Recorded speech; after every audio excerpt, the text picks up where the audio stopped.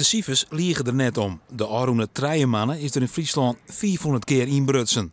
Een verdubbeling in vergelijking met dezelfde periode vrienden hier. De dieven binnen uit op sieraden, zoals in februari bij dit oudere echtpaar op een jouwer.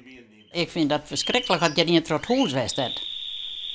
Alles op de kop en alle laden niepen en alle kosten leegscoren. Ook elektrische fietsen binnen populair Ravens geworden, zat hier voor een weekend nog blikken in Sint-Niek. Ja, we hebben vandaag bezoek gehad en die hebben aardig huishouden hier.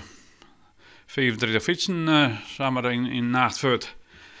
Dat we vanmorgen goed schrikken. De politie is ex-schrokken van het grote tal inbraken en had daarom een speciaal team insteld. Dat vereist een jaar lang op zoek zal naar inbrekers. De verbetering zit er daarin dat we die 15 mensen die we er nou opzetten, regiobreed, dat we die fulltime volledig inzetten kunnen voor dit werk voor langere tijd. Dat betekent dus dat je meer aandacht, meer tijd om besteden kan en dat je dieper op de zaken insteken kan en dat je meer succes bouwen en meer resultaat bouwen wat eigenlijk kan. In Ljouwert werkt het zo'n 3 november al een anti-inbraakteam. Maar succes. Er binnen 13 verdachten aanhouden en er maar 126 inbraken oplost. Het nieuwe team zal haar ook richten op het platteland.